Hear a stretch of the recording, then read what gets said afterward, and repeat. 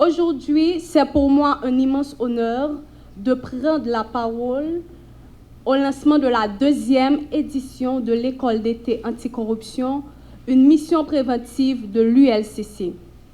En effet, conformément à l'article 7, alinéa 4 du décret du 8 septembre 2004 porte création de l'institution, l'ULCC est investie de la mission d'éduquer et de sensibiliser la population haïtienne aux faits de corruption en Haïti.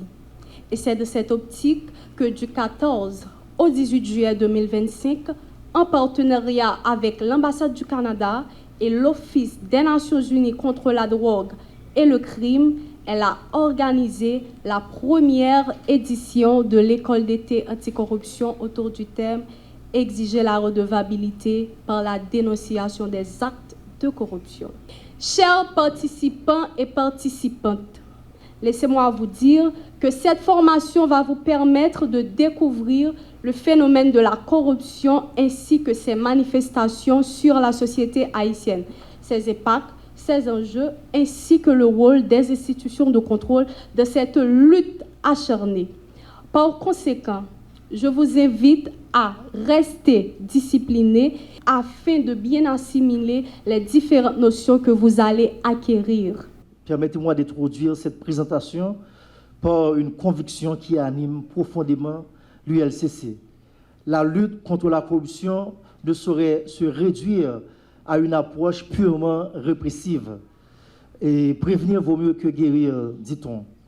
En effet, si les mécanismes de contrôle, d'enquête et de sanction constituent des piliers indispensables à toute stratégie de combat contre ce fléau, ils demeurent largement insuffisants s'ils ne s'accompagnent pas d'une véritable politique de prévention.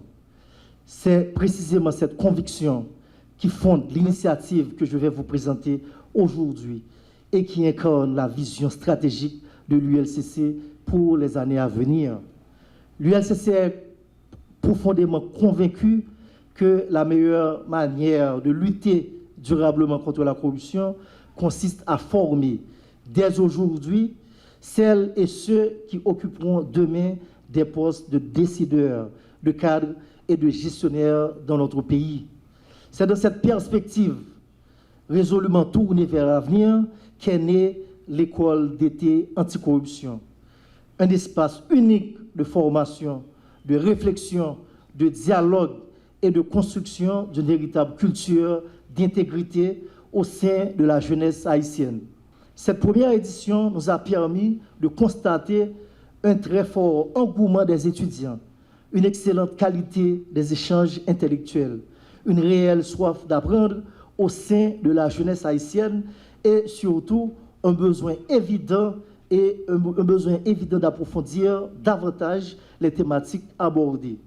Mais au-delà de ces constats positifs, cette première expérience nous a surtout démontré que la jeunesse haïtienne est prête à s'engager résolument lorsqu'on lui offre un espace sérieux, structuré et exigeant de formation. C'est cette leçon fondamentale qui a guidé toutes les améliorations apportées à la présente édition. En effet, les enseignements tirés de la première édition nous ont conduits à repenser et à améliorer considérablement cette deuxième édition.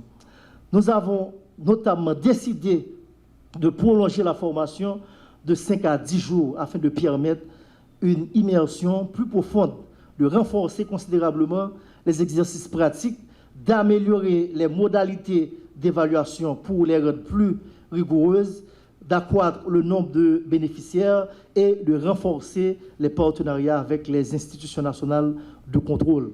Cette deuxième édition est donc l'aboutissement de processus d'amélioration continu nourri par les retours d'expérience et la volonté constante d'excellence qui anime l'ULCC. C'est un honneur pour moi de prendre la parole en nom de la ONUDC à l'ouverture de cette 12e édition de l'école d'été anticorruption. Une 12e édition n'est jamais un simple événement qui se répète. C'est le signe qu'une initiative a trouvé sa place, qu'elle répond à un besoin réel et qu'elle est en train de devenir une institution. En juillet 2025, la ULCC et la ONUDC lancent ensemble toutes les premières écoles d'été anticorruption d'Haïti, sous le thème de l'exigence de rendition des comptes par la dénonciation des actes de corruption. Nous espérons susciter des intérêts et nous l'avons fait. La première édition a été un réel succès. La jeunesse haïtienne ne se résigne pas. Elle demande des outils, des connaissances et un cadre pour agir. Permettez-moi de vous adresser avant tout un mot simple. Merci d'être là. Merci d'être là parce que votre présence ce matin n'est pas anodine. Dans un pays où la tentation du cynisme est grande, où l'on pourrait facilement conclure que rien ne change et que rien ne changera, vous avez choisi d'être ici. Vous avez choisi de consacrer 2 semaines de votre été, non pas à fuir les réalités de votre pays, mais à essayer de comprendre, de les affronter, de les transformer en positivité. Cela s'appelle, mesdames et messieurs, du courage, et l'ULCC vous en est reconnaissante. Haïti traverse une période que nul d'entre nous ne peut décrire sans un serrement de cœur. Les défis sont immenses, les fractures profondes, mais au cœur de nos difficultés, une vérité s'impose avec une clarté absolue. Nous ne bâtirons pas un État viable sans institutions solides, sans redevabilité, sans intégrité, sans engagement personnel. La corruption n'est pas une fatalité haïtienne, c'est une pathologie qui se nourrit du silence, de l'impunité et de l'ignorance. Et comme toute pathologie, heureusement, elle se combat. Elle se combat avec des lois, avec des sanctions, avec des institutions, avec le refus de suivre la foule, de s'imposer pour ce qui est bien, pour ce qui est juste. Elle se combat aussi avec des femmes et des hommes qui refusent de s'y résigner. Et aujourd'hui, je suis contente de me dire que nous sommes entourés justement avec ces hommes et ces femmes, peu importe leur champ d'activité, leur fonction, leur âge. C'est précisément pour cela que nous sommes réunis aujourd'hui. Cette 2e édition de notre école d'été s'articule autour d'un thème qui n'est pas un slogan: les institutions de contrôle et la consolidation de la bonne gouvernance en Haïti. C'est un programme, c'est presque une feuille de route, c'est aussi une continuité. La première édition exigeait la redevabilité pour la dénonciation des actes de corruption, avait lancé la marche.